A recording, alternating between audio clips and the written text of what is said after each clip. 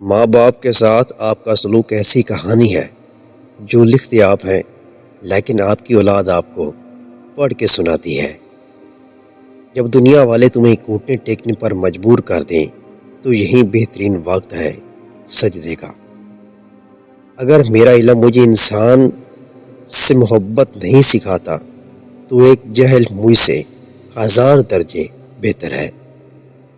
خدا تک پہنچنے کے لیے سبز راستے ہیں، لیکن میں نے خدا کا پسندیدہ ترین راستہ مخلوق سے محبت چنا ہے۔ عقل قبر سے آگے نہیں دیکھ سکتی، قبر سے آگے عشق کا قدم اٹھتا ہے، اور عشق ایک جسم میں زمان و مکان والی کائنات سے آگے نکل جاتا ہے۔ جو درد تم نے محسوس کرتے ہو وہ پیغامات ہیں، انہیں غور سے سنو۔ دشمنوں سے زیادہ ہمارے وہ دوست خطرناک ہیں جو مفکانہ انداز میں ہمارے جذبات سے کھیلتے ہیں۔ اگر تو بیکار پتھر ہے تو صاحب علم کے پاس بیٹھ، گوہر بن جائے گا۔ گفتگو سمجھ بوجھ میں اضافہ ہوتا ہے، لیکن تنہائی وہ مدرسہ ہے جہاں عظیم ذہن جنم لیتے ہیں۔ تمہاری اصل ہستی تمہاری سوچ ہے، باقی تو صرف ہڈیاں اور خالی گوشت ہے۔ خبردار، بہت سے انسان شیطانوں کی صورت میں ہیں۔ اگر آپ کو ہر مادی چیز کی قیمت معلوم ہے مگر اپنی قدر معلوم نہیں تو اس سے بڑی کیا بے وقوفی ہوگی۔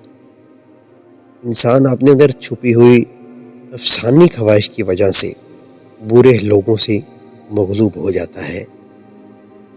جبرائیل کی طاقت خوراک کی وجہ سے نہیں بلکہ اللہ تعالیٰ کے دیدار کی وجہ سے ہے۔ تھوڑی دیر کے لیے قبرستان جا اور خاموشی سے بیٹھ اور ان بولنے والوں کی خاموشی کو دیکھ لیں۔